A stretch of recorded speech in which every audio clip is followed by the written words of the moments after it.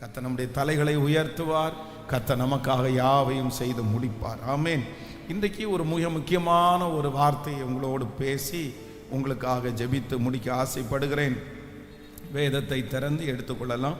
உன்னத பாட்டின் புஸ்தகம் 8ஆம் அதிகாரத்தினுடைய 6வது வசனத்தை நம்ம வாசிக்க போகிறோம். உன்னத பாட்டு 8வது அதிகாரம் 6வது வசனத்தை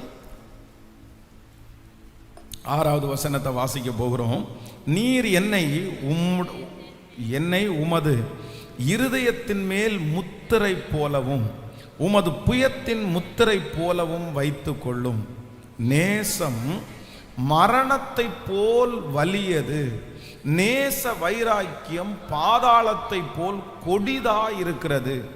அதன் தழல் அக்கினி தழலும் அதன் ஜுவாலை கடும் ஜுவாலையுமாயிருக்கிறது. இன்னொரு விசை எல்லாரும் சேர்ந்து வாசிக்கலாம். அந்த இடை பக்கத்திலிருந்து வாசிக்கலாம்.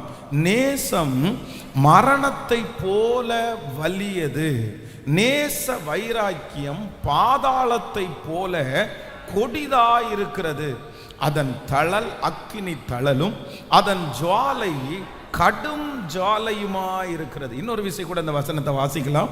எல்லாரும் சேர்ந்து வாசிக்கலாம். உன்னத பாட்டு 8வது அதிகாரத்தினுடைய 6வது வசனத்தை வாசிக்கலாம். நேசம் மரணத்தை போல வலியது, நேச வைராக்கியம் பாதாளத்தை போல கொடிதாயிருக்கிறது. அதன் தழல் அக்கினி தழலும் அதன் ஜுவாலை கடும் ஜுவாலையுமாயிருக்கிறது. ஆமேன். கர்த்தருடைய பிள்ளைகளே, இந்த இடத்திலே நேசம் என்கிறது அன்பு அப்படின்னு அர்த்தம்னு வச்சுங்களேன்.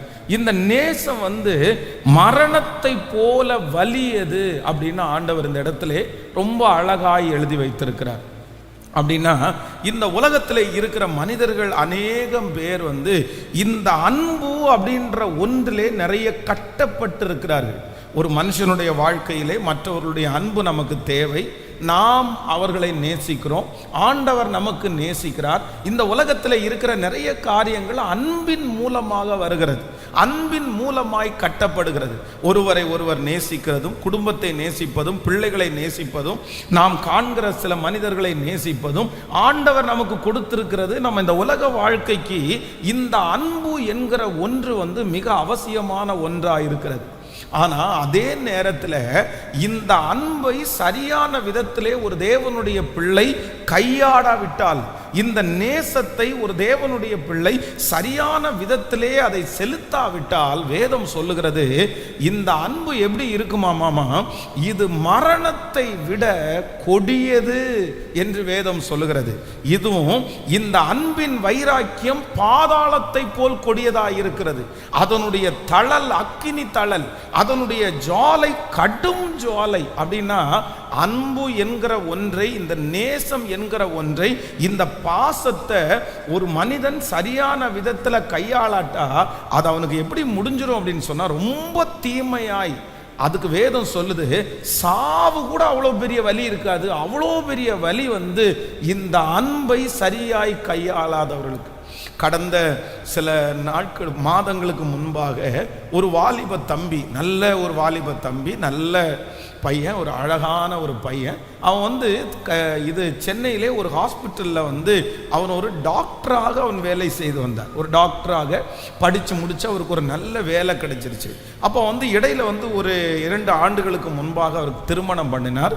அவருக்கும் அவருடைய மனைவிக்கும் ஒரு பெரிய வாக்குவாதம் வந்துச்சு. என்னமோ இவர் அந்த புள்ள மேலே அவர் பாசம் காமிக்கல அப்படின்னு சொல்லி ஏதோ ஒரு சம்திங், அது ஒரு பிரச்சனை 2 பேருமே பிரிஞ்சுட்டாங்க.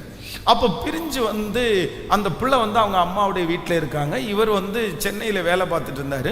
உடனே இந்த பிள்ளைகிட்ட, இல்லை நான் உனக்கு என்ன செய்யணும், நீ என்ன செஞ்சா எனக்கு நீ வருவ, உன் கூட இல்லாமல் என்னால் முடியல, நான் உன்னை ரொம்ப நேசிக்கிறேன், என்னால் உன்னை விட முடியல அப்படின்னு சொன்ன உடனே அந்த பிள்ளை ஆமாம் நீ வேலைன்னு தானே போனேன், எப்போ பார்த்தாலும் உனக்கு வேலை தானே தேவையாக இருக்குது, நான் உனக்கு தேவையில்லைல்ல அப்படின்னு சொன்ன உடனே இந்த பையன், எனக்கு நீ தான் முக்கியம், எனக்கு வேலை முக்கியம் இல்லைன்னு சொல்லி அந்த வேலையே ரிசைன் பண்ணிட்டு, அந்த வேலையை எனக்கு வேண்டான்னுட்டு, நான் இப்போ என்ன உன் பக்கத்தில் வரணும் அவ்வளோதானே அப்படின்னு சொல்லிட்டு அங்கே வந்தாச்சு.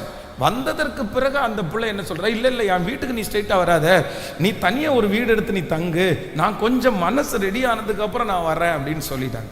சரின்னு சொல்லிட்டு அவன் ஒரு தனியாக வீடு எடுத்தாங்கிறான். திரும்ப ஒரு 10 நாளைக்குள்ள இந்த பெண் வீட்டு சைட்லேருந்து பார்த்தீங்கன்னா ஒரு வக்கீல் நோட்டீஸ் வருது, டைவர்ஸ் எனக்கு வேணும் அப்படின்னு. அதற்கு நிறைய காரணம், என்ன நீ அடிச்சிட்ட, அப்படி பண்ணிட்ட, என்னென்னமோ காரணம். ஆனால் அந்த பையன் திரும்ப இல்லை நான் உன்னை ரொம்ப நேசிக்கிறேன் அப்படின்னு சொல்லிட்டு அந்த கோர்ட்டில் அந்த ஜட்ஜு இந்த பையனை பார்த்த உடனே அவர்களுக்கு ஒரு நல்ல மதிப்பு சரிப்பா உங்கள் 2 பேருக்கும் நான் கொஞ்சம் டைம் கொடுக்குறேன், இந்த இன்டர்வெல் டைம் நீங்கள் 2 பேரும் என் ரூமுக்குள்ளே வாங்கன்னு சொல்லி இந்த பெண்ணையும் இந்த பையனையும் கூப்பிட்டு பேசினா, இந்த பையன் அந்த பொண்ணுடைய காலில் அப்படியே சொல்கிறான், பாஸ்டர் அது எல்லாருக்கும் முன்னாடியும் நான் அவமானப்பட்டால் கூட பரவாயில்ல அப்படின்னு அவளுடைய காலில் பிடிச்சி கெஞ்சி நான் அழுதேன், என்னை மன்னிச்சிரு, என்ன செஞ்சாலும் நீ என்னை மன்னிச்சிரு, நான் உனக்கு விரோதமாக ஒன்றும் பண்ணலை, நான் ரொம்ப நேசிக்கிறேன், நீ எனக்கு வேணும், நீ இல்லாத உலகம் எனக்கு ரொம்ப இருட்டாக இருக்குது, என்னால் எதுவுமே பண்ண முடியல அப்படின்னு ரொம்ப அழுதேன். அந்த நேரத்தில் அவள் சரின்னு சொல்லிட்டு போயிட்டா. அப்புறம் திருப்பியும் இப்போ இல்லை நான் வரமாட்டேன் அப்படின்னு சொல்கிறா. என்ன பண்ணுறேன்னே தெரியல, எனக்கு ஒன்றுமே ஓட மாட்டேங்குது, நான் குளிக்க முடிய மாட்டேங்குது, என்னால் சாப்பிட முடிய மாட்டேங்குது, என்னால் சரியாக தூங்க முடிய மாட்டேங்குது, எங்கள் அம்மா அப்பா எல்லாருமே என்னை திட்டுறாங்க, எனக்கு என்ன பண்ணுறதுன்னு தெரியல அப்படின்னு என்கிட்ட அந்த வாலிப சகோதரன் வந்திருந்தான். அப்போது எனக்கு ஒரு விதத்தில் ரொம்ப வருத்தமாக தான் இருந்துச்சு. அப்படின்னா என்ன தப்பு நடந்துச்சு, என்ன காயப்படுத்தினாங்க, ஏன் அந்த பிள்ளை அப்படி பிஹேவ் பண்ணிட்டா, ஏன்னா நமக்கு அது தெரியாது. இவர் சொல்றது எல்லாமே உண்மையா அப்படின்னு நம்ம அதை கண்டுபிடிக்க முடியாது. ஆனால் ஒரு நேசத்திற்காக, ஒரு பாசத்திற்காக ஒரு மனுஷனுடைய வாழ்க்கையிலே எந்த எக்ஸ்ட்ரீம் அப்படின்னா அது இல்லைன்னா முடியாதுங்க, என்னால் முடியாதுங்க, நான் ரொம்ப நேசிக்கிறேன். இந்த பாசம் ஒரு லிமிட்டு தாண்டி இந்த பாசம் ஒரு மனிதனையே அழிக்கிற அளவிற்கு போகுமானால் உண்மையிலே சொல்லுகிறேன் அது ஒரு உகந்த, அது ஒரு நல்ல நேசமாக இருப்பதே இல்லை.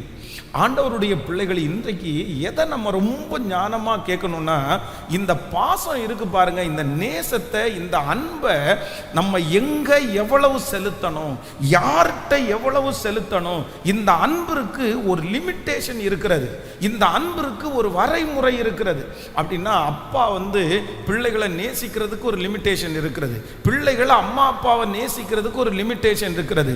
இந்த அளவுகோலை என்றைக்கு ஒரு தேவனுடைய பிள்ளை தாண்டாங்களோ அன்றைக்கு அந்த அன்பு அவர்களுக்கு என்னவா முடிஞ்சிரும்னா ரொம்ப ஆபத்தா முடிஞ்சிடும்.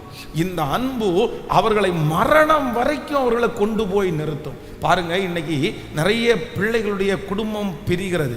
ஏன் அப்படின்னு சொன்னா, அப்பாவுடைய அன்பு அங்க குறுக்க நிக்குது, அம்மாவுடைய அன்பு அங்க குறுக்க நிக்குது. பொதுவாக ஒரு குடும்ப வாழ்க்கையிலே, ஒரு கணவன் மனைவியினுடைய வாழ்க்கையிலே கண்டிப்பாக சில சூழ்நிலைகள் வரும், சில வாக்குவாதங்கள் வரும், சில சண்டைகள் வரும். ஆனா தன்னுடைய பிள்ளையை ரொம்ப அழகா வளர்த்தி, தன்னுடைய பிள்ளைய பாசமா வளர்த்தி, இன்னொரு இடத்துல போயிட்டு அந்த பிள்ளை அழும்போது அந்த சத்தத்தை கேட்க முடியாது. உடனே கோபம் வந்துடும், எப்படி என் பிள்ளையை இப்படி நடத்தினாங்க.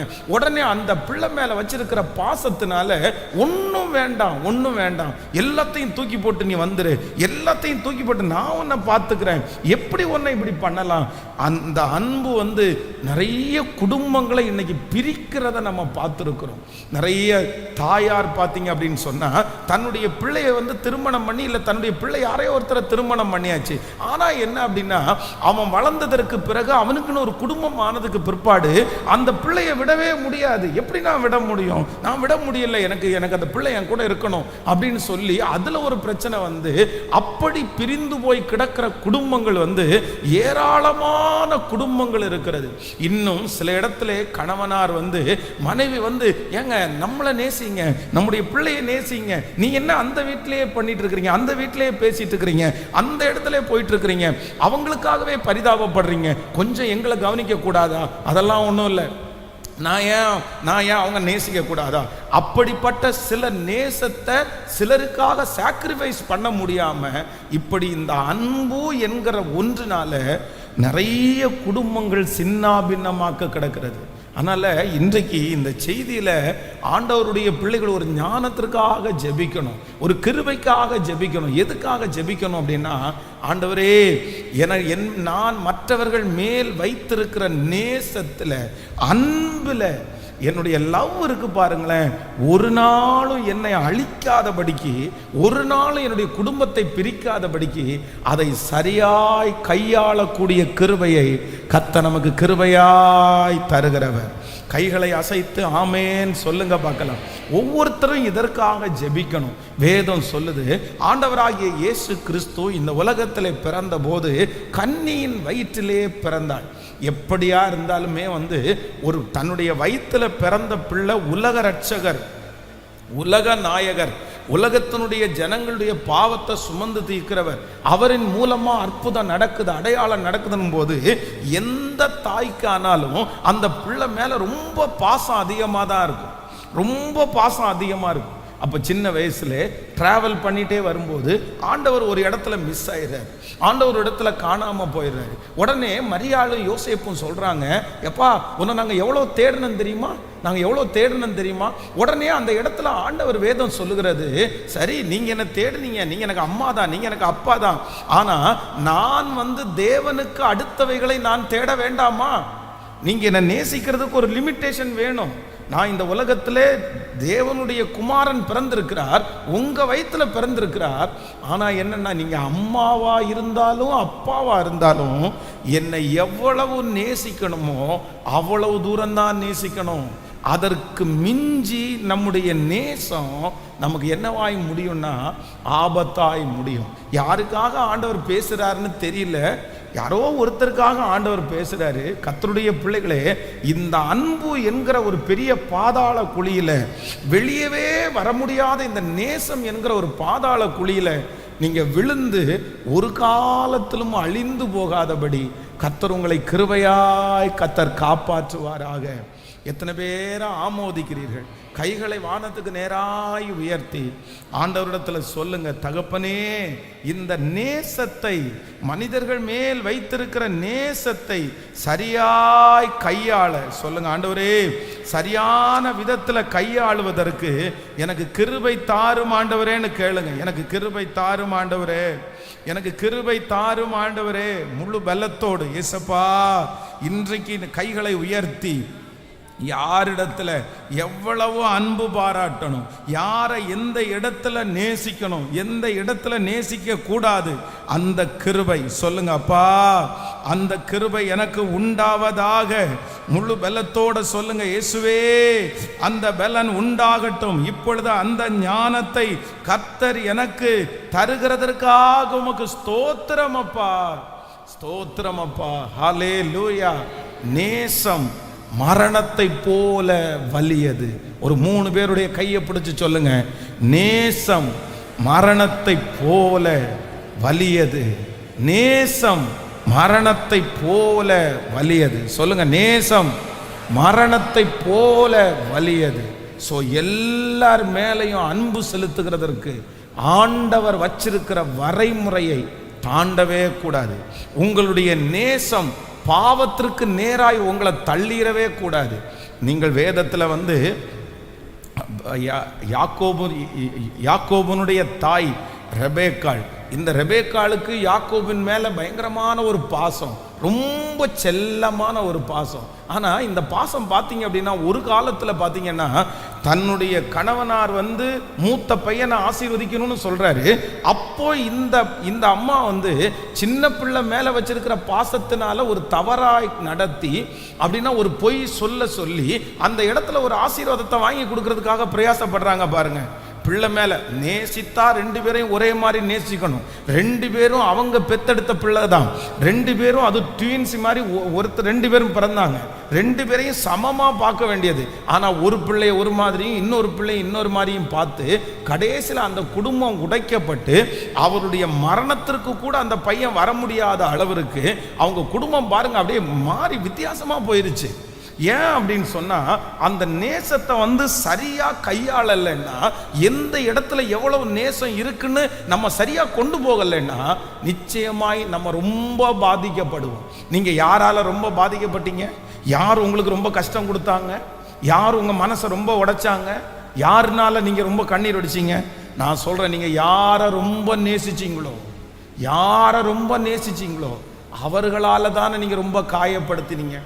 நேசிக்க வேண்டான்னு நான் சொல்லலை, நமக்கு அன்பு இருக்கணும்.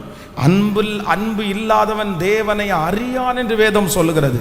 அப்போ நம்முடைய தேவன் அன்பாகவே இருக்கிறார்.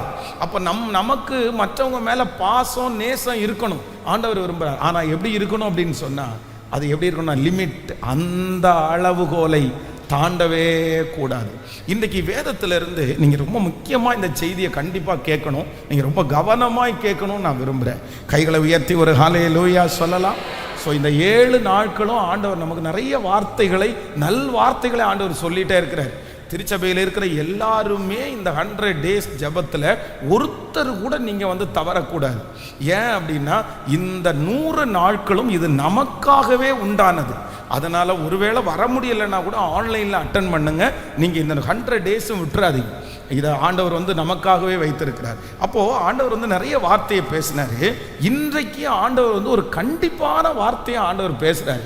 நிறைய பேரை ஆண்டவர் வெளியே கொண்டு வர வேண்டும் என்று கர்த்தர் விரும்புகிறார்.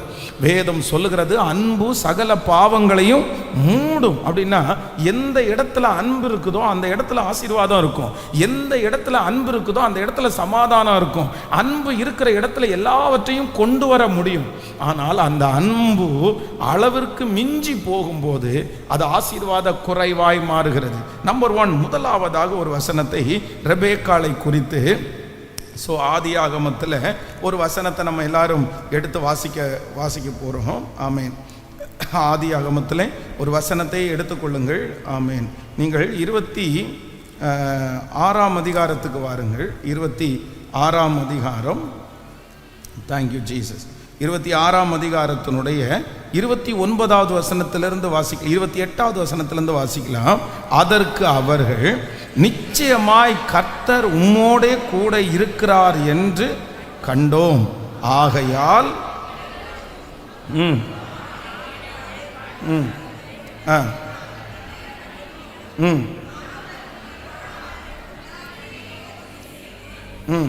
நன்மையே உமக்கு செய்து உம்மை சமாதானத்தோட அனுப்பிவிட்டது போல நீரும் எங்களுக்கு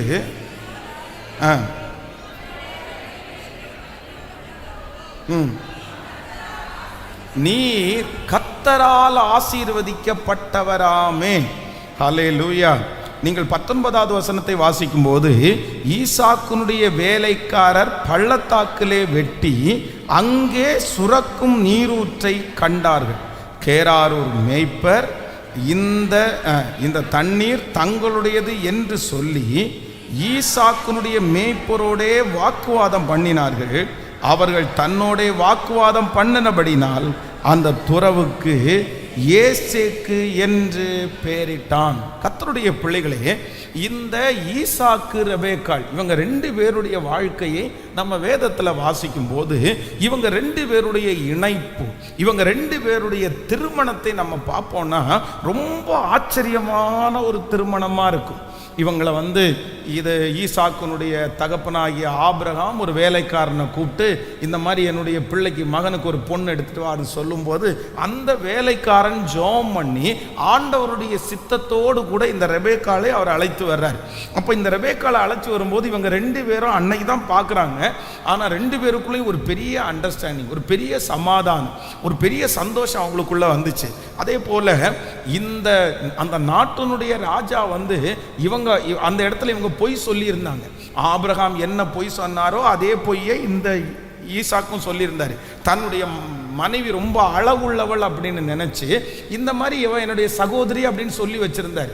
ஆனா அந்த நாட்டினுடைய ராஜா ஜன்னல் வழியா பார்த்துட்டு இருக்கும்போது இவங்க 2 பேரும் விளையாடி கொண்டிருக்கிறதை பார்த்துட்டு, நீங்க 2 பேரும் கணவன் மனைவி தானே, நீங்க எதுக்கு இந்த மாதிரி பொய் சொன்னீங்க அப்படின்னு சொல்லுகிற அளவிற்கு அவ்வளவு ஒரு அந்யோன்யமா ரொம்ப ஐக்கியமாய் இவர்கள் 2 பேரும் வாழ்ந்தார்கள். ஆண்டவர் இவரை ஆசீர்வதிச்சாரு.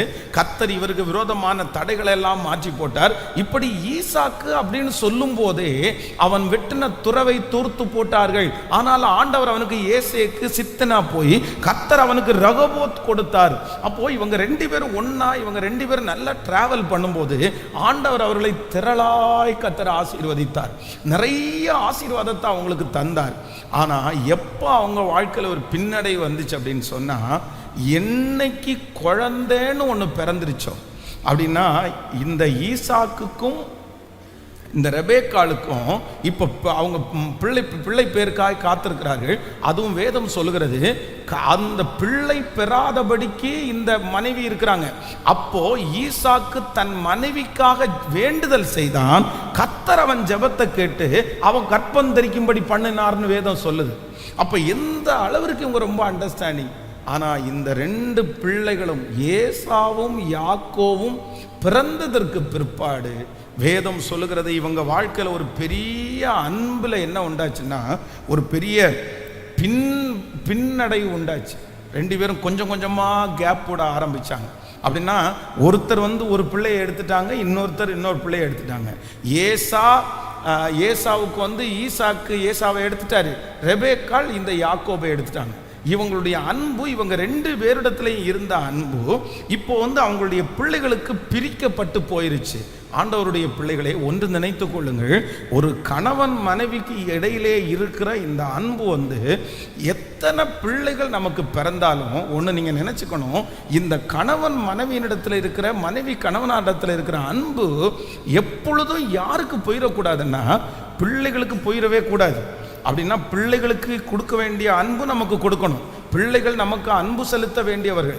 ஆனால் இதிலிருந்து பிடுங்கி இதிலிருந்து எடுத்து இதை குறைச்சி ஒரு நாளும் இந்த அன்பை யாருக்கு கொண்டு போயிடக்கூடாதுன்னா, இன்னைக்கு நிறைய குடும்பங்களிலே கணவன் மனைவிக்குள்ளே இருக்கிற பிரிவுக்கு காரணம், அவங்களுடைய சமாதான குறைவுக்கு காரணம் என்ன அப்படின்னு சொன்னால், பிள்ளை வந்ததற்கு பிற்பாடு டோட்டலாக அவ்வளோதான் மறந்தாச்சு.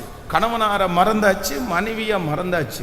எப்போனாலும் அது வரைக்கும் பிள்ளைக்காக எல்லாம், அது வரைக்கும் மனைவிக்காக பண்ணுறது, அதிலிருந்து பிள்ளைக்காக. அப்படி இல்லை.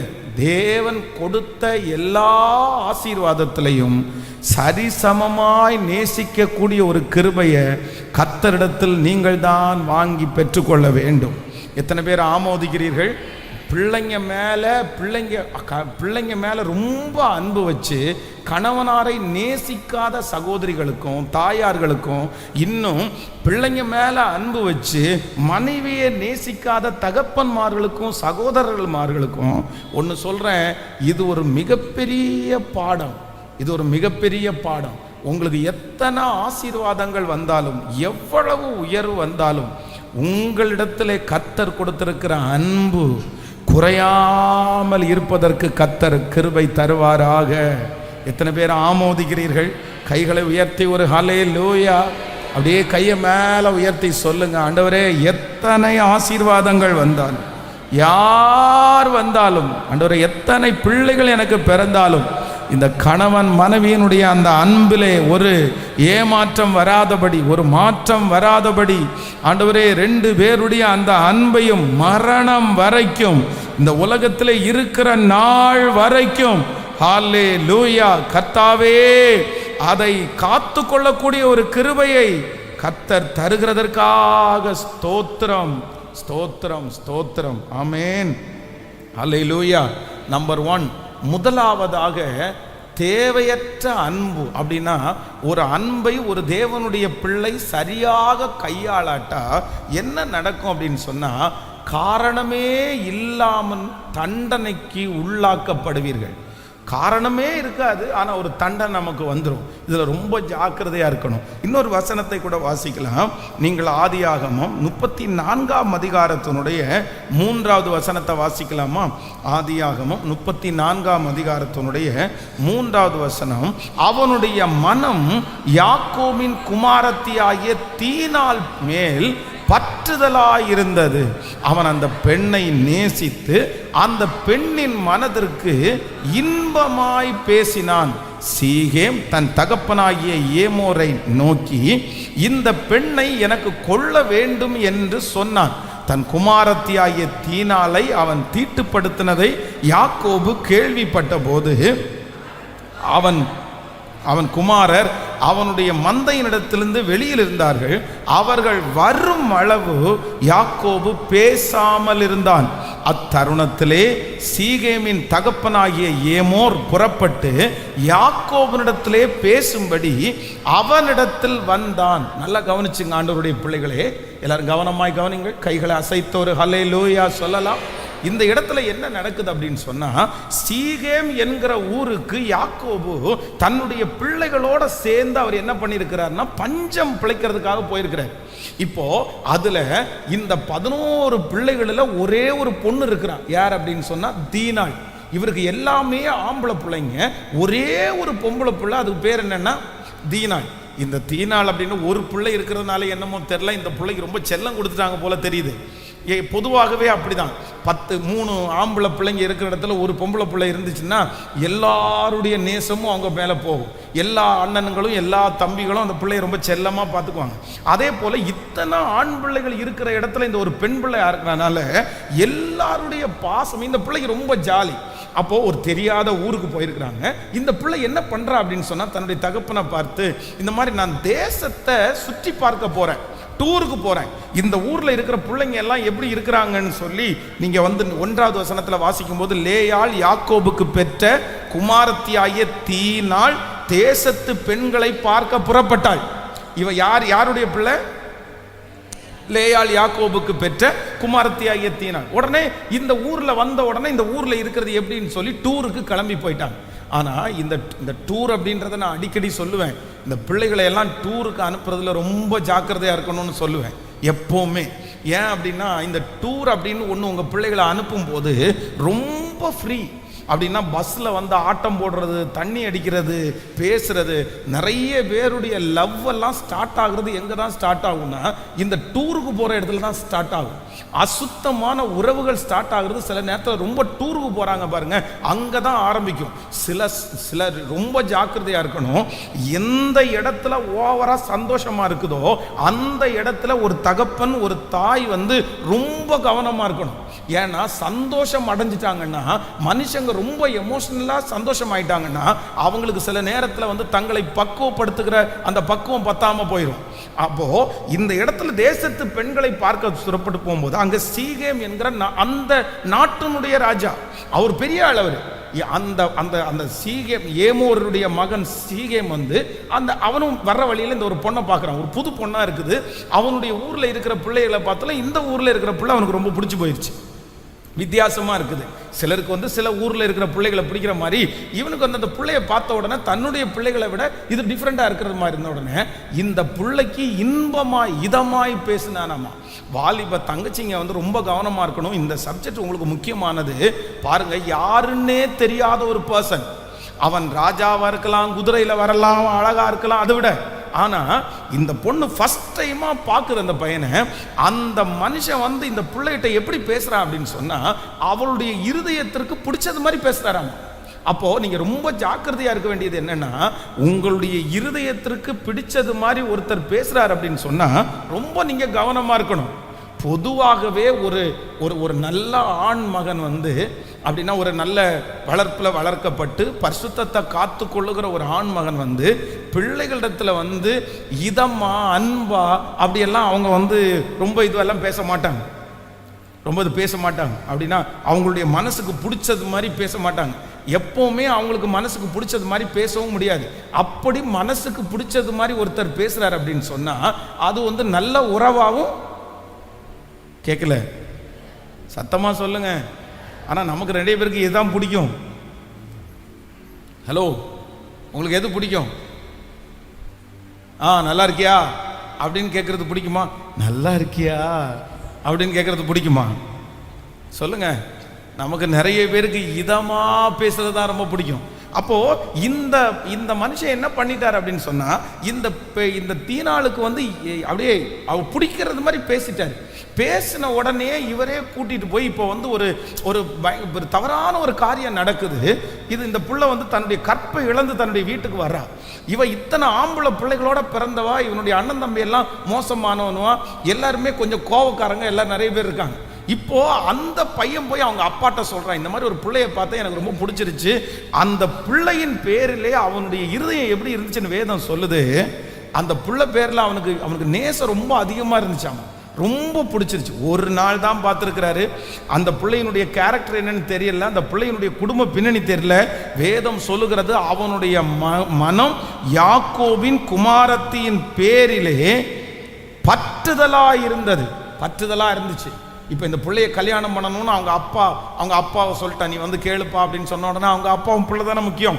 அதனால போய் இந்த யாக்கோப்கிட்ட கேட்க வராரு. யாக்கோபு என்ன சொல்றாரு அப்படின்னு சொன்னா, உங்க குடும்பத்துக்கும் என் குடும்பத்துக்கும் ஒத்து வராது, நாங்க அப்படி பொண்ணு கொடுக்க முடியாது. அப்படி பொண்ணு கொடுக்கணும் அப்படின்னு சொன்னா நீங்க எல்லாரும் என்ன பண்ணணும்னா விருத்த சேதனம் பண்ணணும்னு சொல்றாரு. அப்போ சரி, இதுக்கு ஒத்துக்கிட்டா யாக்கோபு வந்து உங்க பையன் விருத்த சேதனம் பண்ணா மட்டும் போதும் அப்படின்னு சொன்னா கூட பரவாயில்ல. இன்னைக்கெல்லாம் நிறைய கல்யாணம் நடக்குது. சர்ச்சில் என்ன கல்யாணம் நடக்கும் அப்படின்னு சொன்னால், ஏதாவது ஒரு பிள்ளை ஒரு பையன் லவ் பண்ணாலோ பொண்ணு லவ் பண்ணாலோ நிறைய பேர் என்ன சொல்கிறாங்கன்னா ஞானஸ்நானம் எடுக்கணும். யார் ஞானஸ்நானம் எடுத்தால் போதும் சொல்லுங்க? அந்த பிள்ளைய கல்யாணம் பண்ண பையனோ இல்லை அந்த பொண்ணோ ஞானஸ்நானம் எடுத்துட்டாங்கன்னா அவங்களுக்கு கல்யாணம் கொடுக்கலான்ற மாதிரி வந்துச்சு. ஆனால் இவர் என்ன சொல்கிறாருன்னா, ஞானஸ்நானம் நீ ஒருத்தன் எடுத்தால் பத்தாது, உன் குடும்பம் எடுத்தால் பத்தாது, உன்னுடைய தேசத்தில் இருக்கிற அத்தனை ஜென்ஸும் கண்டிப்பாக இதை செஞ்சே ஆகணும். ஆனா இந்த சீகேமும் அவனுடைய பிள்ளை என்ன சொல்றாங்கன்னா, எனக்கு பொண்ணு மட்டும் கொடுத்தா போதும், அவ்வளவுதான், நாங்க என்ன வேணாலும் செய்யறோம்ன்ற மூடுக்கு வந்து சரி எல்லாருமே விருத்த சேதனம் பண்ணும்போது இங்க யாக்கோபுனுடைய 2 பசங்க இருக்காங்களே, இவனும் சரியான வில்லாங்க. அதான் அவங்க அப்பா கடைசியா ஜெபம் பண்ணும்போது என்ன சொல்றாரு அப்படின்னா, என் ஆத்துமாவே இவங்க 2 பேருடைய ரகசிய ஆலோசனைக்கு உடன்படாதே. அவன் கத்தியை தூக்கிட்டு போனா இல்லைன்னு கடைசியில யாக்கோபு ஆசீர்வதிக்கும் போது சொல்லுவார் பாருங்க, இவங்க 2 பேரும் ஒருத்தருக்கு ஒருத்தர் பேசி நம்முடைய தங்கச்சியை எப்படி அவங்க இப்படி நடத்தலான்னு சொல்லி இரவோடு இரவா போய் அந்த தேசத்தில் இருக்கிற எல்லா ஆண் மக்களும் வலியோட இருக்கும்போது, யுத்தம் பண்ண முடியாத போது அப்படியே ஏமாத்துனது மாதிரி அத்தனை பேரையும் கொன்னுட்டாங்க எல்லாம். அந்த சீகேம் இழந்தான், அவனுடைய தகப்பனார் இழந்தார்கள், அந்த தேசமே ஒன்றும் இல்லாமல் போயிடுச்சு. காரணம் என்ன அப்படின்னு சொன்னா, ஒரு தேவையற்ற ஒரு நேசம், ஒரு அன்பு. இன்னைக்கு இந்த சத்தத்தை கேட்கிற யாரோ ஒருத்தரிடத்துல ஆண்டவர் பேசுறாரு, பிரதர் சிஸ்டர், உங்க நேசோன்ற ஒண்ணுக்காக நீங்க எல்லாத்தையுமே இழக்க வேண்டிய ஒரு சூழ்நிலைக்கு தள்ளப்படுவீர்கள். தவறான நேசத்துல இருக்கிறீங்களா? தவறான நேசம் உங்களுக்கு இருக்குதா? குடும்பத்தை நேசிக்க முடியாம, தன்னுடைய தகப்பனாருடைய காரியத்தை நேசிக்க முடியாம தவறான ஒரு நேசத்துக்குள்ள ஒரு மனுஷன் போயிருப்பீங்கன்னா, இன்னைக்கு நல்லா இருக்கும், இன்னைக்கு சந்தோஷமா இருக்கும், இன்னைக்கு அந்த புள்ள கிடைக்கிறது மாதிரி கிடைக்கும். ஆனா ஒரு காலம் வந்தபோது வேதம் சொல்லுகிறது, நேசம் மரணத்தை விட வலியது. ஏதோ ஒரு வாலிப தங்கச்சியை ஆண்டவர் எச்சரிக்கிறார், ஒரு வாலிப தம்பியை ஆண்டவர் எச்சரிக்கிறார், ஒரு குடும்பத்தில் இருக்கிற குடும்பஸ்தரை கர்த்தர் எச்சரிக்கிறார். தேவையற்ற நேசம், அந்த பிள்ளையின் பேரில் இருக்கிற பற்றுதலால வேற எதையுமே யோசிக்க தெரியல அவனுக்கு. என்ன கேட்டாலும் எஸ், நான் என்ன வேணாலும் பண்றேன், நான் பண்றது மட்டும் இல்லை என் குடும்பத்தையும் பண்ண வைக்கிறேன். எத்தனை நாள் அந்த நேசத்தில் இருக்க முடியும்? எத்தனை நாள் அந்த அன்பு அவர்களை பின்தொடரும்? வேதம் சொல்லுகிறது, தன்னுடைய ராஜ்ய பாரத்தில் இருக்கிற எல்லாவற்றையும் இந்த சீகேமனுடைய குடும்பம் இழந்து ஒன்றுமில்லாமல் போனது. கர்த்தர் எச்சரிக்கிறார், கர்த்தர் பேசுகிறார், ஆண்டவர் சொல்லுகிறார், நேசம் ரொம்ப கவனமா இருக்கணும். ஹல்லேலூயா! எத்தனை பேர் ஆமோதிக்கிறீர்கள்? என்னுடைய நேசம் தவறா இருக்குமானால், என்னுடைய அன்பு தவறா இருக்குமானால், என்னுடைய அன்பை நான் சரியான இடத்திலே செலுத்தாவிட்டால் ஒரு நாள் அது என்னை எல்லாவற்றையும் இழந்து என்னை நிற்க பண்ணும். ஆமென். கைகளை எல்லாரும் உயர்த்தி ஆண்டவரிடத்தில், எனக்கோ என்னுடைய பிள்ளைகளுக்கோ தேங்க்யூ ஜீசஸ். யாரோ ஒருத்தர் சொல்லலாம், பாஸ்டர் நீங்கள் சொல்லுகிற செய்தி என் வீட்டில் இருக்கிற ஒரு நபருக்கு ரொம்ப அழகாக பொருந்தும். அவ்வளோதான், எல்லாத்தையும் இழந்தான். அந்த குடும்பத்தின் மேலே வச்சிருக்கிற பாசத்தினால எத்தனையோ எவ்வளோ இழந்துட்டான். ஆனால் கூட இன்னும் அவனுக்கு எண்ணம் வரலை, இன்னும் அவனுக்கு புத்தியே வரலை, எல்லாத்தையும் இழந்துட்டு இருக்கிறான். ஆனால் கர்த்தர் இன்னைக்கு தொடுவாராக. சத்தத்தை உயர்த்தி, அப்பா முழு பலத்தோடு ஸ்தோத்திரம் ஸ்தோத்திரம். அப்படிப்பட்டவர்களுக்காக ஒருவேளை நீங்கள் ஜெபியுங்கள். ஸ்தோத்திரம் ஸ்தோத்திரம் ஸ்தோத்திரம். ஆண்டவரே, கர்த்தர் என்னுடைய பிள்ளைகளை கர்த்தர் காப்பாற்றுகிறதற்காக ஸ்தோத்திரம், தூக்கி எடுக்கிறதற்காக ஸ்தோத்திரம். ஆண்டவரே, அப்படிப்பட்டவர்களை கர்த்தர் விடுதலை ஆக்குறதற்காக நன்றி, விடுதலை ஆக்குறதற்காக நன்றி. ஹல்லேலூயா. கைகளை அசைத்து ஒரு ஹல்லேலூயா. எனக்கு அந்த பொண்ணு மட்டும் போதும், எனக்கு அந்த பையன் மட்டும் போதும், எனக்கு அந்த குடும்பம் மட்டும் போதும் அப்படின்னு நினைச்சா எல்லாத்தையும் அது மட்டும்தான் இருக்கும். கடைசியில் அது மட்டும்தான் இருக்கும். அதுவும் பாருங்க, இந்த இடத்துல திரும்பி அந்த அந்த பொண்ணு கிடைக்கவே இல்லை அவனுக்கு. அது எல்லாம் போச்சு, குடும்பமே போயிடுச்சு, எல்லாத்தையும் போய் கொண்டுட்டு வந்துட்டாங்க. ஒரு பெரிய அழிவு உண்டானது. காரணம் என்ன அப்படின்னு சொன்னா, வேதம் சொல்லுகிறது, அவனுடைய இருதயம் தீனாளின் பேரிலே எப்படிதான் இருந்துச்சா மாமா, பற்றுதலா இருந்துச்சு. பிரதர், அதிலிருந்து வெளியே வாங்க. சிஸ்டர், அதிலிருந்து வெளியே வாங்க, வெளியே வாங்க, வெளியே வாங்க. வாலிப பசங்க, வாலிப பிள்ளைங்க வந்து சில வீடுகளில் போய் உட்கார்ந்து இருக்கிறது எவ்வளோ பெரிய தவறு தெரியுமா? எவ்வளோ பெரிய தவறு. ஒரு ஆண் மகன் ஒரு வீட்டில் போய் உட்கார்ந்து இன்னொரு வீட்டில் போய் உட்கார்ந்து இருக்கிறது எவ்வளோ தவறு தெரியுமா? எவ்வளோ. என்ன கேட்டாலும் செஞ்சிருவாங்க, எதை கேட்டாலும் செஞ்சிருவாங்க. இங்கே வானா இங்கே வர்றது, ரீசார்ஜ் பண்ணால் ரீசார்ஜ் பண்ணி விடுறது, ஒரு 10,000 ரூபாய் கடன் வாங்கி கொடுக்குறதுனா உடனே கடன் வாங்கி கொடுக்கறது. இன்னும் திருமணமே ஆகலை, திருமணம் ஆகாமலே கடன் வாங்கி கொடுக்கறது, நகையை கொடுக்கறது, என்ன கேட்டாலும் என்ன கேட்டாலும். சில பிள்ளைங்க, சில பசங்க வச்சிருக்கிற நேசத்தினால இந்த சீகேமனுடைய மகன் எப்படி சீகேமை கூட்டம், அவர் எமோரையை கூட்டம் வந்தானோ அதே போல தன்னுடைய தகப்பனாரையும் தாயாரையும் இழுத்து, எனக்கு நான் நேசிக்கிற பையனுக்கு ஹெல்ப் பண்ணு, இந்த குடும்பத்துக்கு ஹெல்ப் பண்ணு, இந்த கணவனார் இந்த கணவனாரை கூப்பிட்டு அவருக்கு அவங்க குடும்பத்துக்கு ஹெல்ப் பண்ணு, அவன் குடும்பத்துக்கு ஹெல்ப் பண்ணு. இது என்ன அர்த்தம்? எப்படி ஆண்டவருடைய பிள்ளைங்க இதை எப்படி செய்யலாம்? எப்படி செய்யலாம்? ஆண்டவருடைய பிள்ளைங்க ரொம்ப ஜாக்கிரதையா இருக்கணும். இது எச்சரிப்பான வார்த்தை. இழந்துராதீங்க, இழந்துராதீங்க, உங்க எதிர்காலத்தை இழந்துராதீங்க. என்னுடைய கண்ணுக்கு முன்னாடி இன்னைக்கு அந்த சம்பவத்தை மட்டும் சொன்னேன்னா 2 மணி நேரம் சொல்லலாம். அத்தனை பேர் என்னுடைய கண்ணுக்கு முன்னாடி நிற்கிறாங்க, அத்தனை பேர். எவ்வளோ கஷ்டம் தெரியுமா? இந்த நேசோன்ற ஒண்ணுல அடிக்கப்பட்டு மாட்டி ஊழியத்தை இழந்தவங்க, ஆசீர்வாதத்தை இழந்தவங்க, குடும்பத்தை இழந்தவங்க, அம்மா அப்பாவை இழந்தவங்க, எதிர்காலத்தை ஃபியூச்சரை இழந்தவங்க எத்தனை பேர் தெரியுமா? எத்தனை பேர். எல்லாமே போச்சுங்க, எல்லாமே. ஏன்டா உனக்கு பொண்ணே கிடைக்காதாடா? ஏன்னா உனக்கு பையனே கிடைக்க மாட்டானாப்பா? உனக்கு ஏன்ப்பா இப்படி இருக்கிற? இது ஒண்ணு போதுமாப்பா? இதுவும் பாருங்க, அந்த கல்யாணம் வரைக்கும் தான், ஒரு 3 மாசம் வரைக்கும் தான். அதுக்கப்புறம் பாருங்க, அவ்வளவுதான், திரும்ப போயிடுச்சு, திரும்ப எல்லாம் ஒண்ணுமே இல்லை. அதனால ரொம்ப ஜாக்கிரதை. நம்பர் 1, மறந்துடக்கூடாது, நேசத்தை நீங்க சரியாய் கையாளாட்டா கர்த்தர் கொடுத்த எல்லாவற்றையும் நீங்கள் இழந்து விடுவீர்கள். ஸோ நம்பர் 2, இரண்டாவதாக வேகமாய் வாசிக்கலாம். நீங்கள் ஆதியாகமம் 29ஆம் அதிகாரத்தினுடைய 30வது வசனத்தை வாசிக்கலாமா? ஆதியாகமம் 29ஆம் அதிகாரம் 30வது வசனத்தை வாசிக்கலாம். யாக்கோபு ராகேலை சேர்ந்தான், லேயாளை பார்க்கிலும் ராகேலை அவன் அதிகமாய் நேசித்து பின்னும் 7 வருஷம் அவனிடத்தில் சேவித்தான்.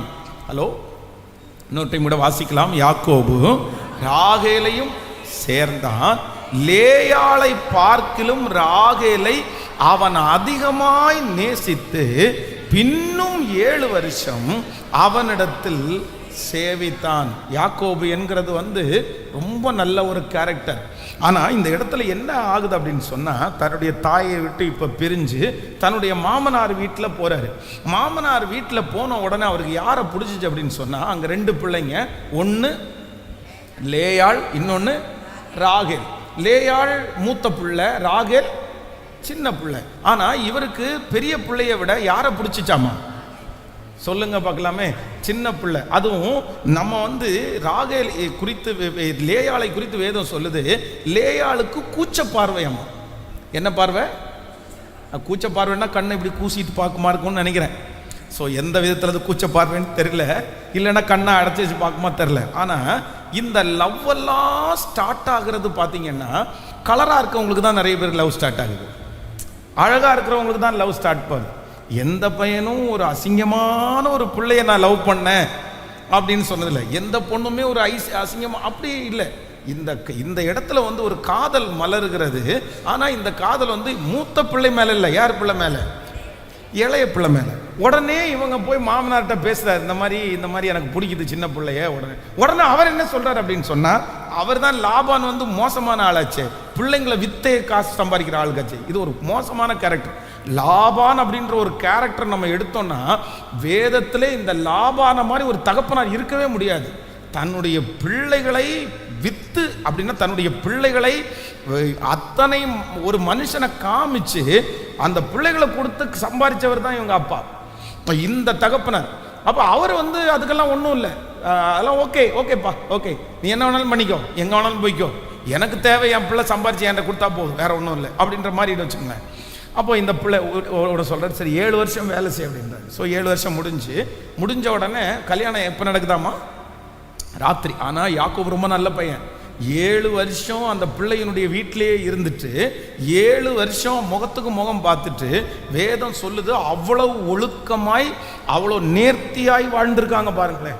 அப்போ 7 வருஷம் தாண்டி 7 வருஷம் முடிஞ்சு உங்கள் பிள்ளைய கல்யாணம் பண்ணி கொடுங்கன்னு கேட்ட உடனே இவர் என்ன பண்ணுறாருன்னா, ராத்திரி கல்யாணம் வச்சுட்டு அந்த நாட்களில் கல்யாணத்துக்கெல்லாம் பார்த்தீங்க அப்படின்னு சொன்னால் இன்றைக்கி தான் மேக்கப் போட்டு முழு முகத்தையும் காமிக்கிறாங்க.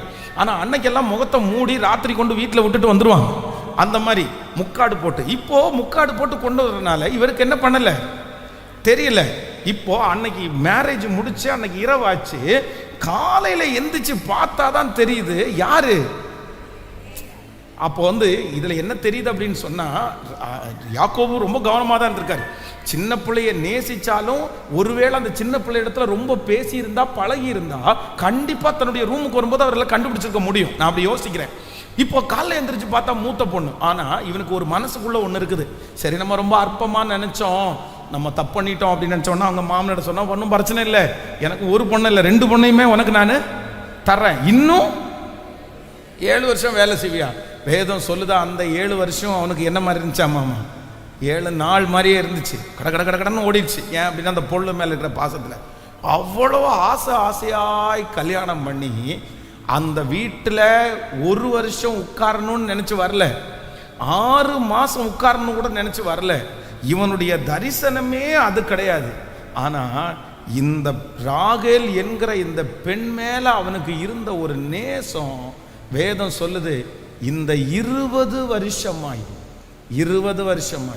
10 முறை உங்கள் தகப்பனாரின் சம்பளத்தை ஏமாத்தினார். 7 வருஷம் உனக்காக, 7 வருஷம் இவளுக்காக. இப்படி நான் வந்து 2 நாளில் போகலான்னு நினச்சி வந்தவன், 2 மாதம் போகலான்னு நினச்சி வந்தவன் எத்தனை வருஷம் இங்கே தங்கிட்டேன் சொல்லுங்க? இவ்வளவு வருஷம் இங்கே தங்கிட்டேன், இவ்வளோ வருஷம் தங்கிட்டேன். காரணம் என்ன அப்படின்னா, நேசம் வந்து நம்முடைய நேரங்களை அதிகமாய் பாழாக்கிவிடும். அன்பு வந்து ஆண்டவருடைய பிள்ளைகளே, நீங்கள் எத்தனை பேர் விசுவாசிக்கிறீங்கன்னு தெரில, இன்னைக்கு அன்பின் நிமித்தமாக உங்கள் நேரத்தை வேஸ்ட் பண்ணுறீங்க பாருங்க. ஒரு நாள் உங்களுக்கு அறிவு வரும், ஒரு நாள் உங்களுக்கு ஞானம் வரும். அன்னைக்கு நீங்கள் என்ன யோசிப்பீங்கன்னு தெரியுமா? இப்படி நான் போய் நேசித்து இத்தனை வருஷத்தை வேஸ்ட் பண்ணிட்டேனே, இத்தனை நாளை வேஸ்ட் பண்ணிட்டேனே. வாலிப தம்பி, நீ நினைக்க வேண்டியது இருக்கும், தங்கச்சி நீ நினைக்க வேண்டியது இருக்கும். கர்த்தர் உனக்கு கொடுத்திருக்கிற நேரத்தை, ஆண்டவர் உங்களுக்கு கொடுத்திருக்கிற நல்ல எதிர்காலத்தை எந்த காரணம் கொண்டும் யார் மேலேயாவது வைத்திருக்கிற ஒரு நேசத்தின் நிமித்தமாய் உங்க காலங்களை நீங்க என்ன பண்ணிடக்கூடாதுன்னா தொலைச்சிடவே கூடாது. நாட்கள் பொல்லாதவைகளாய் இருப்பதினாலே காலத்தை பிரயோஜனப்படுத்தி கொள்ளுங்கள்.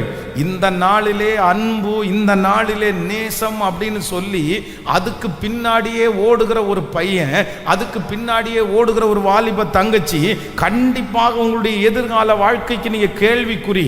நீங்க நிறைய நேரத்தை வீணடிச்சிருவீங்க. உங்க நேரம் மிக முக்கியமானது. உங்க நேரம் எதிர்காலத்தை குறித்து யோசிக்கிறதுக்கு கர்த்தர் தந்திருக்கிறது. அதிலே கவனமா இருக்கிறவர்கள் பாக்கியவான்கள். ஹல்லேலூயா. கைகளை உயர்த்தி ஒரு ஹல்லேலூயா சொல்லலாம்.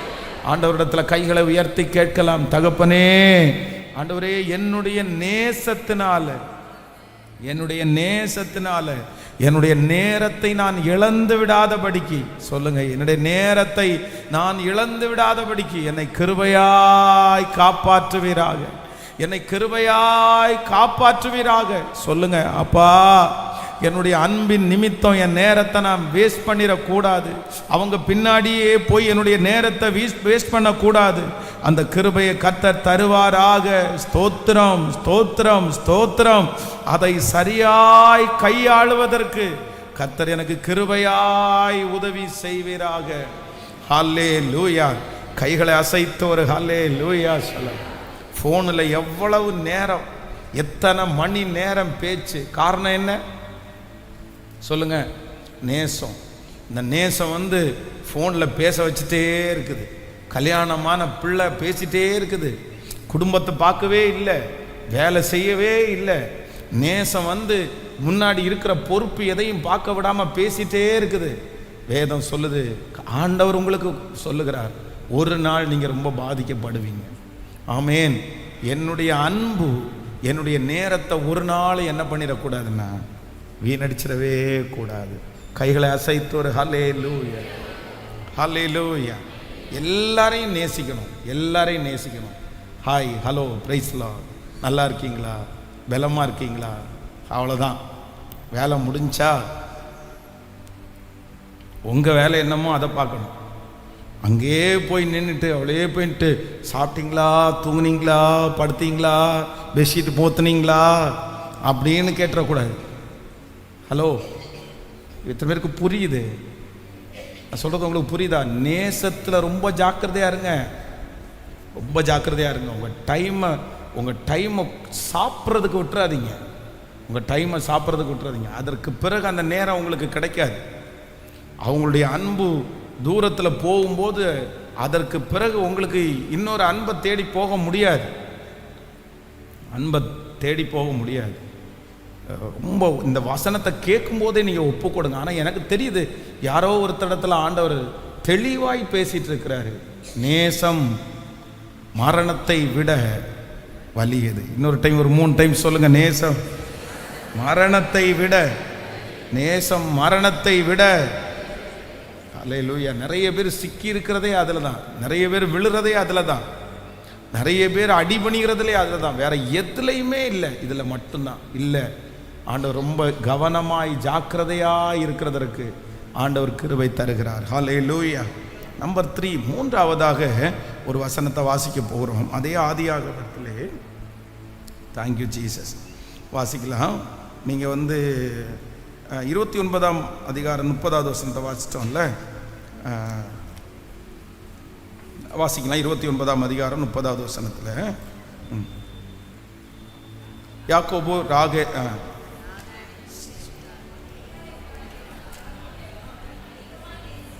ஆமென். இன்னொரு வசனத்தை வாசிக்கலாம். நியாயாதிபதிகளின் புஸ்தகத்துக்கு வாருங்க. நியாயாதிபதிகளின் புஸ்தகத்திலே, நியாயாதிபதிகளின் புஸ்தகம், நீங்கள் அந்த தெளிலாளுடைய சம்பவத்தை வாசிக்கும்போது நீங்கள் 16ஆம் அதிகாரத்தினுடைய அந்த 16வது வசனத்துக்கு வாங்க. 16ஆம் அதிகாரம் 16 வசனம். இப்படி அவனை தினம் தினம் தன் வார்த்தைகளினாலே நெருக்கி அலட்டி கொண்டு இருந்ததினால் சாகத்தக்கதாய் அவன் ஆத்துமா விசனப்பட்டு தன் இருதயத்தை எல்லாம் அவளுக்கு வெளிப்படுத்தி, சவரவன் கத்தி என் தலையின் மேல் படவில்லை, நான் என் தாயின் கற்பத்தில் பிறந்த முதல் தேவனுக்கென்று நசரேயன் ஆனவன், என் தலை சிரைக்கப்பட்டால் என் பலம் என்னை விட்டு போகும், அதனாலே நான் பலட்சியமாகி மற்ற எல்லா மனுஷரை போலும் ஆவேன் என்று அவளிடத்தில் சொன்னான். ஹல்லேலூயா. கர்த்தருடைய பிள்ளைகளே, மூன்றாவதாக இந்த இடத்துல ஒரு மிகப்பெரிய பராக்கிரமசாலி அப்படின்னா எல்லாரும் பார்த்து வியந்து போகிற அளவிற்கு ஒரு கழுதையினுடைய தாடை எலும்பில் 1000 பேரை கொன்றவன், சிங்கத்தை தனியாக நின்று ஜெயித்தவன், இப்படி ஒரு மிகப்பெரிய பலசாலி தான் இந்த சிம்சோன். ஆனால் இந்த சிம்சோனுக்கு என்ன அப்படின்னு சொன்னால், ஒரு ரொம்ப வீக்னஸ் என்ன அப்படின்னு சொன்னால், எங்கே போனாலும் தன்னுடைய நேசம் அப்படின்னா யாரையாவது ஒருத்தரை நேசிக்க ஆரம்பிச்சிட்டான் அப்படின்னு சொன்னால் அவங்கள உயிருக்கு உயிராக நேசிச்சிருவான். இந்த இடத்துல தெளிலாள் என்கிற ஒரு பெண்ணை அவன் நேசிக்கிறான். உடனே அந்த பெண்ணு இவனை வித்தியாசமாய் நடத்துகிறது. அப்போ இவனுடைய மகா பலம் எதில் உண்டாயிருக்குதுன்னு தெரியணும்னு ஆசைப்பட்டு ஒவ்வொன்றா அவங்களிடத்துல கேட்குறாங்க. தனக்கு தீங்கு செய்கிறாள், தன்னை மாட்டி விட பார்க்குறா, எல்லாமே அவனுக்கு தெரியுது. ஆனால் இந்த நேசம் என்கிற இந்த ஒன்று இவனுக்கு என்ன ஆபத்தாக முடிஞ்சிருச்சு அப்படின்னு சொன்னால், தான் தவறு என்று தெரிந்தும், தன்னை மாட்ட வைக்கிறாங்கன்னு தெரிஞ்சும், தன்னை ஒரு பெரிய குழிக்குள்ளே போடுவாங்கன்னு தெரிஞ்சும், இந்த நேசம் என்கிற ஒன்று அவனுக்குள்ளே இருந்ததுனால அதிலிருந்து அவனை வெளியே வர முடியாமல் வேதம் சொல்கிறது அவனை அந்த இடத்துல தடுத்துருச்சு. அன்பு தப்புன்னு தெரிஞ்சதுக்கு அப்புறம் கூட, அந்த இடத்துல ஆபத்து இருக்குன்னு தெரிஞ்சதுக்கு அப்புறம் கூட, இந்த வழியாக நான் போனேன்னா நான் நல்லா இருக்க மாட்டேன்னு தெரிஞ்சதுக்கு அப்புறம் கூட, இந்த இந்த தெளிலாள் மேலே அவன் வச்சிருக்கிற அன்புனால அவனால் என்ன பண்ண முடியலன்னா வெளியே வரவே முடியல. ஆண்டவருடைய பிள்ளைகளே, மூன்றாவதாக ஒன்று நீங்கள் ஜெபம் பண்ணுங்க.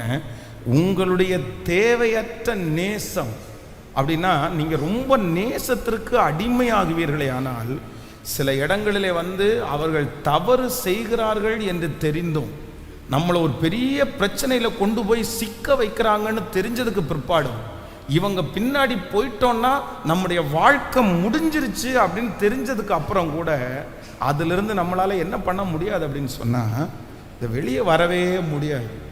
உங்களுக்கு நிறைய பேர் நீங்கள் பார்த்துருப்பீங்க, உங்கள் கண்களால் பார்த்துருப்பீங்க. அப்படின்னா நீங்கள் ஆலோசனை கொடுத்துருப்பீங்க, ஏன்பா உனக்கு தெரியலையாப்பா, உனக்கு கண்ணு தெரியலையாப்பா, அவன் எதுக்கு ஒன்று பேசுகிறான்னு தெரியலையாப்பா, அவன் எதுக்கு ஒன்றை பேசுகிறான்னு தெரியலையாப்பா, உன்னை என்ன பண்ண போகிறான், நீ வெளியே வாப்பா, நீ வெளியே வா, உனக்கு ஒரு பெரிய நஷ்டம் வரப்போகுது, உனக்கு ஒரு பெரிய இழப்பு வரப்போகுது, உனக்கு ஒரு பெரிய ஆபத்து வரப்போகுது. நம்ம எத்தனையோ பேர்கிட்ட சொன்னாலும் இந்த மைண்டில் போய் ஏறவே ஏறாது. காரணம் என்ன அப்படின்னு சொன்னால், நேசம் ஆபத்து என்று தெரிந்தாலும் அந்த இடத்திலிருந்து வெளியே வர முடியாமல் அவர்களை என்ன பண்ணுவோம்னா தடுத்து நிறுத்தும். இன்றைக்கு சத்தத்தை கேட்கிற அன்பு ஆண்டவருடைய பிள்ளைகளே, ஆண்டவரிடத்தில் ஒரு கிருபையை மட்டும் கேளுங்க. ஆண்டவரே, யாரை நேசிக்கணும், எப்படி நேசிக்கணும், எவ்வளவு நேசிக்கணும், அந்த ஒரு வரைமுறையை எனக்கு கிருபையாய் நீர் கற்று தருவீராக. எத்தனை பேர் ஆமோதிக்கிறீர்கள்? ஹல்லேலூயா, ஹல்லேலூயா. எனக்கு அந்த வரைமுறையை கற்றுத்தாரும் ஆண்டவரே. நான் ஒருவேளை இந்த மாதிரி எமோஷனலாக, ஒருவேளை இந்த அன்புக்கு நான் ஒரு ஃபெயிலியரான ஒரு பர்சனாக இருக்கலாம். ஆனால் இன்றைக்கு இந்த ஆராதனைக்கு பிற்பாடு எனக்கு அந்த ஞானத்தை கொடுத்து, இல்லை இனி எமோஷனலாக நான் அப்படி ஒரு லவ்வுக்கு ஒரு அடிமையானவனாக இல்லாதபடி கர்த்தர் என்னை நேர்த்தியாய் நடத்தக்கூடிய கிருபையை கர்த்தர் எனக்கு கிருபையாய் தருகிறவர். 2 கரங்களையும் மேலே உயர்த்தி, ஒரு நாளும் ஆண்டவரே நான் வெளியே வர விடாதபடி எனக்கு தடையாய் இருக்கிற அந்த நேசத்திலிருந்து கர்த்தர் என்னை கிருபையாய் தூக்கி எடுப்பீராக. சொல்லுங்க, கைகளை உயர்த்தி.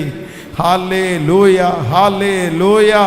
இயேசுவே, இன்னைக்கு பாஸ்டர் சொல்ற வார்த்தை உண்மைதான். எவ்வளோ சொன்னாலும் எனக்கு புரியல ஆண்டவரே, எத்தனை சொன்னாலும் எனக்கு புரியல. எங்க பிள்ளை சிக்கி இருக்கிறா, எங்க கணவனார் சிக்கி இருக்கிறார், எங்க மனைவி சிக்கி இருக்கிறாங்க. நான் சொல்றேன், அந்த நேசம் பொல்லாதது, அந்த நேசம் ஃபேக்கு, அந்த நேசம் உங்களை வெளியே வரவிடாம தடுக்குது. ஆனா கூட அது உணர்வில்லையே. ஆனா இப்போ இந்த பிரசங்கம் நடந்து கொண்டிருக்கும் போது உம்முடைய மகிமை கடந்து வந்து உம்முடைய பிள்ளையை அந்த இடத்திலிருந்து, அந்த கட்டுகளிலிருந்து வெளியே கொண்டு வரட்டும் என்று சொல்லி, வெளியே கொண்டு வரட்டும். ஹல்லேலூயா. Thank you Jesus. ஆமென். நான் உம்மை நேசிக்கிறேன், எந்தன் உயிரை பார்க்கிலும். சொல்லுவோம், நான் உம்மை நேசிக்கிறேன், எந்தன் உயிரை பார்க்கிலும் ஆராதிப்பேன் உம்மை நான் உண்மை மனதோடே. சொல்லோ, ஆராதிப்பேன் உம்மை நான் உண்மை மனதோடே. கைகளை உயர்த்தி நான் உம்மை நேசிக்கிறேன், நான் உம்மை நேசிக்கிறேன், எந்த உயிரை பார்க்கிலும் இயேசுவா நான் உம்மை நேசிக்கிறேன், எந்த உயிரை பார்க்கிலும் ஆராதிப்பேன் உம்மை நான் உண்மை மனதோடே,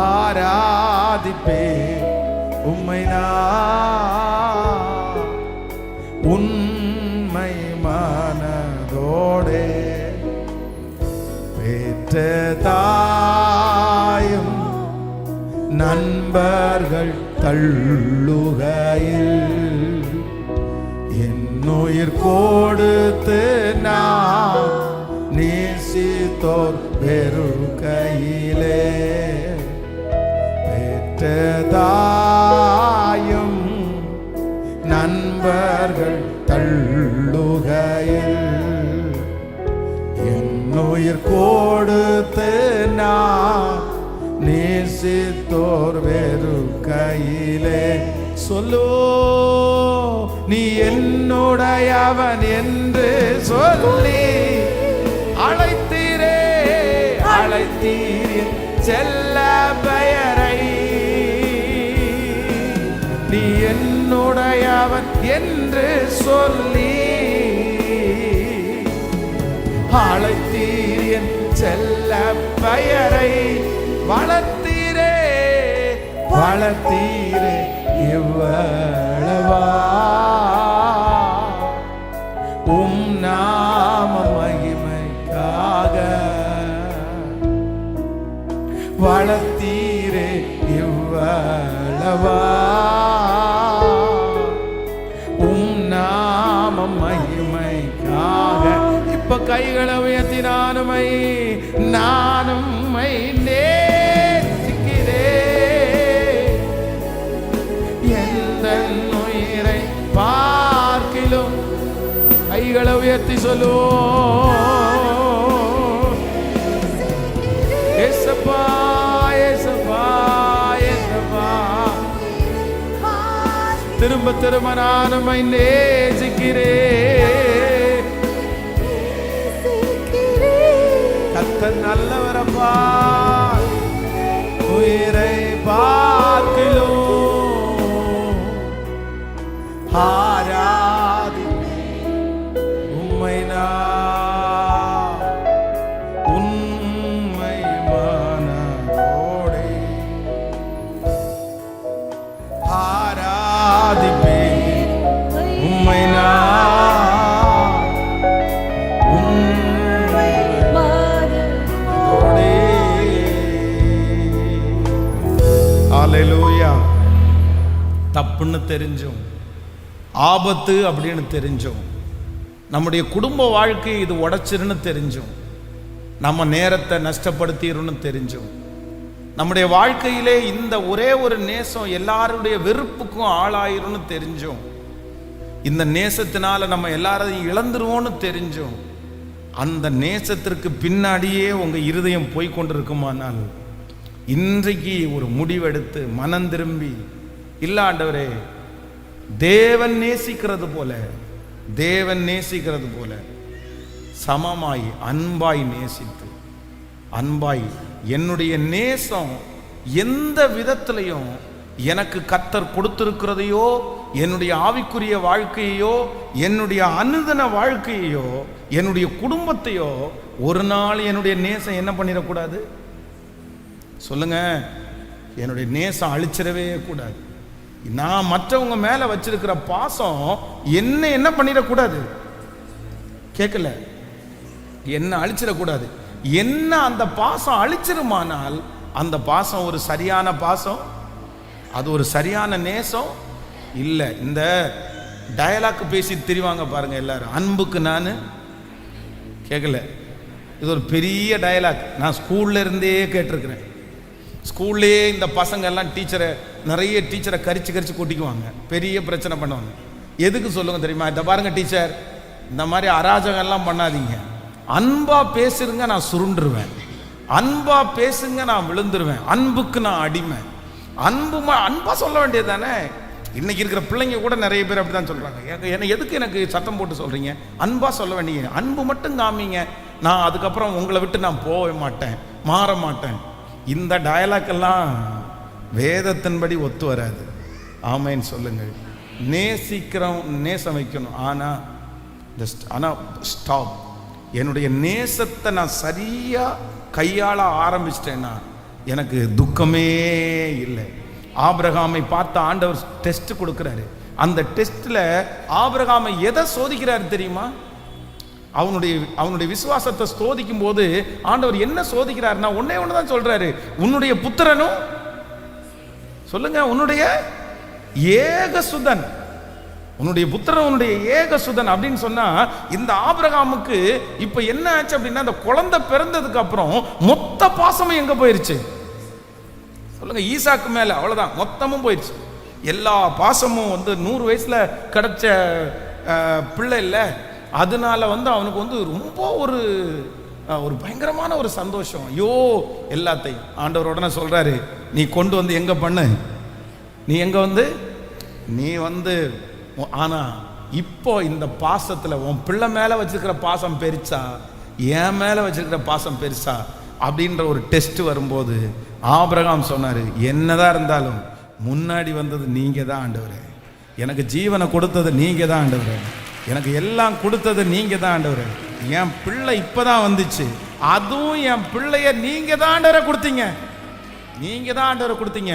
இப்போ இந்த சத்தத்தை கேட்கிற உங்களை பார்த்தா ஆண்டவர் சொல்றாரு, உங்க நேசம் ஆண்டவர் மேல இருக்குதா இல்ல ஆண்டவர் கொடுத்தது மேல இருக்குதா? ஆண்டவர் தானே அது கொடுத்தார். கணவனார் ஆண்டவர் கொடுத்தது, பிள்ளை ஆண்டவர் கொடுத்தது, சொத்து ஆண்டவர் கொடுத்தது, வேலை ஆண்டவர் கொடுத்தது, எல்லாமே ஆண்டவர் கொடுத்தது.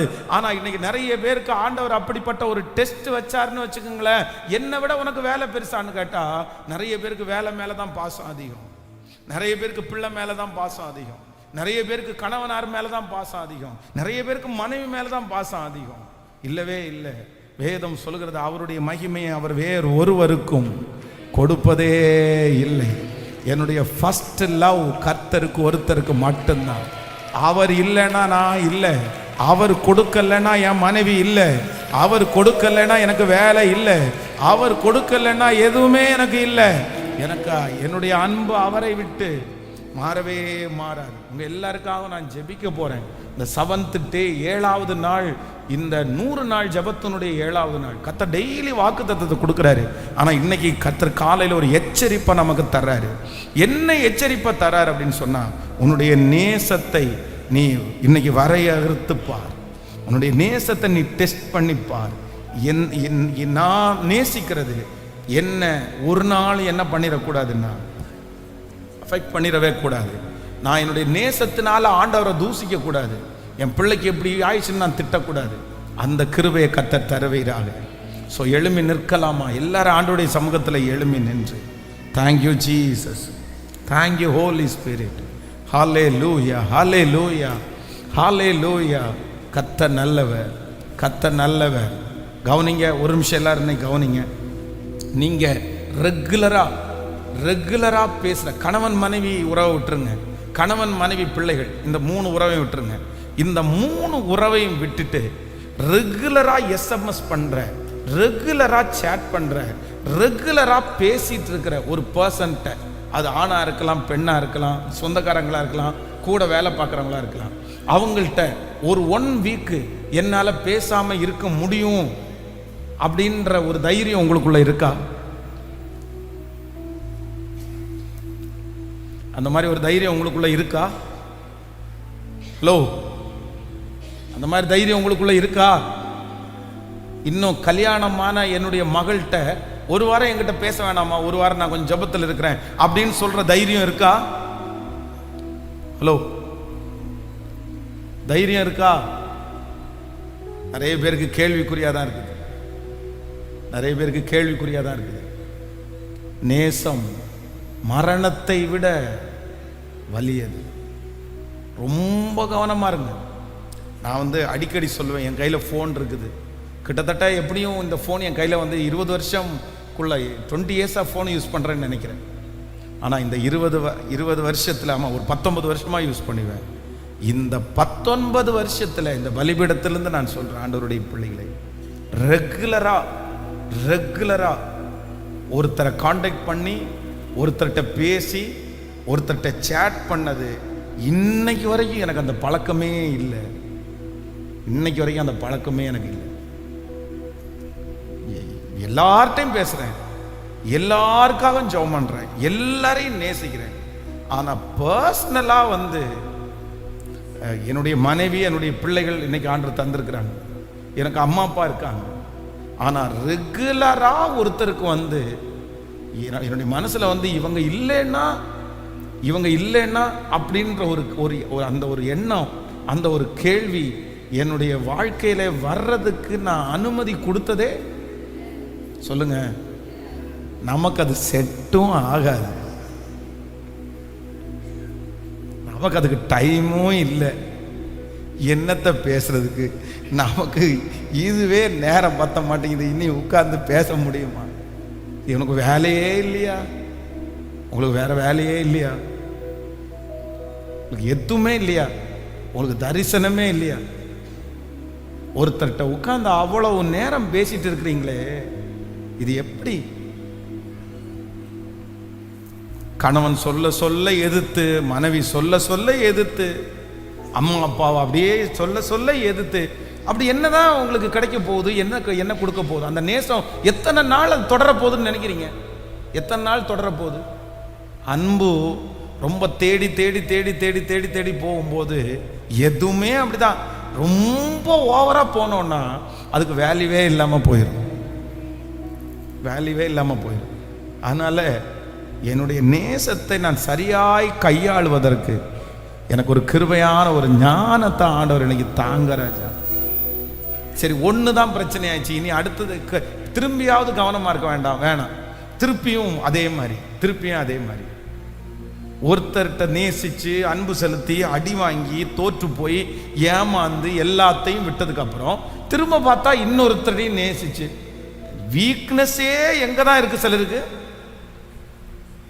சொல்லுங்க, வீக்னஸே நிறைய பேருக்கு எங்க இருக்குன்னா, இந்த அன்பு அப்படின்றது நிறைய பேருக்கு ஒரு வீக்கான ஒரு இடம். ஆனா நம்ம ஜெயிக்க வேண்டிய ஒரு இடம் எங்க அப்படின்னு சொன்னா அன்பு தான். ஹல்லேலூயா. கைகளை உயர்த்தி ஆண்டவரிடத்துல இந்த சத்தத்தை எங்கிருந்து கேட்டுட்டு இருந்தார், எனக்கு ஒரு வரைமுறை எனக்கு வேண்டும் ஆண்டவரே, எனக்கு ஒரு ஞானம் வேண்டும் ஆண்டவரே. முழு பலத்தோட அப்பா சமூகத்துல, ஏசப்பா ஏசப்பா ஏசப்பா, உம்முடைய கிருபை கொஞ்ச நாள் அதை விட்டுதான் பாரு, கொஞ்ச நாள் அமைதியா இருந்துதான் பாருங்களேன், கொஞ்ச நாள் அந்த இருதயத்தை கல்லாக்கிட்டு தான் இருங்களேன், கொஞ்ச நாள் வாங்கல. நீங்க தேடி தேடி போறதுனால என்ன நடக்க போகுது? என்ன பிரயோஜனம்? அவங்க தூக்கி தூக்கி வெளியே போடும்போது எதுக்கு? உனக்கு ஆண்டவர் சொல்ற எத்தனையோ இருக்கே மகனே, எத்தனையோ இருக்குதே மகளே. ஹல்லேலூயா. நன்றி ஆண்டவரே, நன்றி நன்றி நன்றி நன்றி நன்றி. எனக்கு சொல்லி தருகிறவர், எனக்கு சொல்லி தருகிறவர், எனக்கு சொல்லி தருகிறவர், எனக்கு சொல்லி தருகிறவர். நீர் மாத்திரம் போதும், நீர் மாத்திரம் போதும், நீர் மாத்திரம் போதும் எனக்கு. சொல்லுவோம் எல்லாரும், நீர் மாத்திரம் போதும், நீர் மாத்திரம் போதும், நீர் மாத்திரம் போதும் எனக்கு. யெகோவாயீரே தந்தையாம் தெய்வம், நீர் மாத்திரம் போதும் எனக்கு.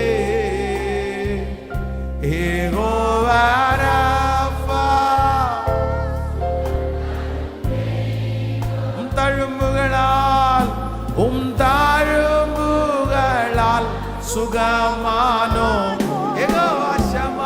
யெகோவா என் கூட இருப்பீர். என் தேவையெல்லாம் என் தேவையெல்லாம் சந்திப்பீர். கைகளை உயர்த்தி சொல்லுவோம். நீர் மாத்திரம் போதும், நீர் மாத்திரம் போதும், நீர் மாத்திரம் போதும் எனக்கு. முழு பலத்தோடே நீர் மாத்திரம் இயேசுவே, நீர் மாத்திரம் போதும் எனக்கு. கிருபை நிறைந்த நல்ல தகப்பனே, இந்த 6 நாட்களும் நீர் பேசி இந்த 7வது நாள் மகிமையா எங்கள் மத்தியிலே கடந்து வந்திருக்கிறதற்காக நன்றி. இன்றைக்கு மாலையிலையும் உங்க பிரசன்னத்தை நாங்க அனுபவிக்க போகிறதற்காக நன்றி. என்னமோ தெரியல, எங்களுக்கு நிறைய வார்த்தைகளை நீங்க கொடுத்துட்டே இருக்கிறீங்க ஆண்டவரே.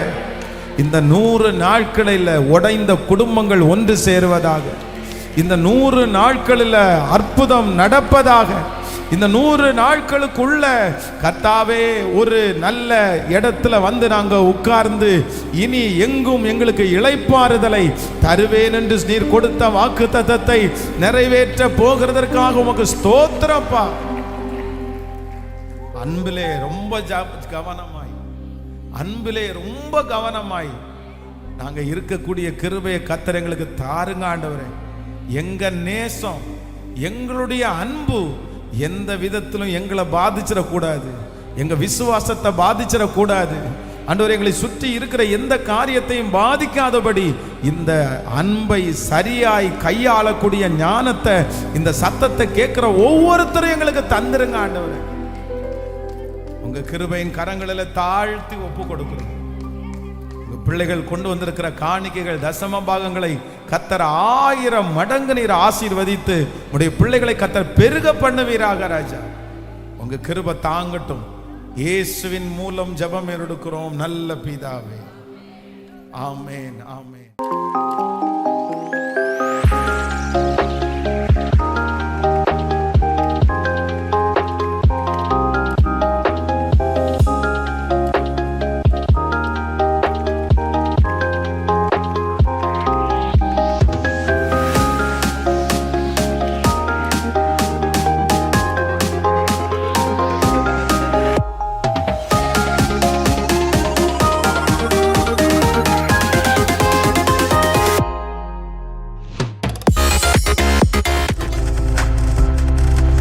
நீங்கள் பார்த்து கொண்டிருப்பது உங்கள் ஜாய் டிவி. உங்கள் துக்கம் சந்தோஷமாய் மாறும்.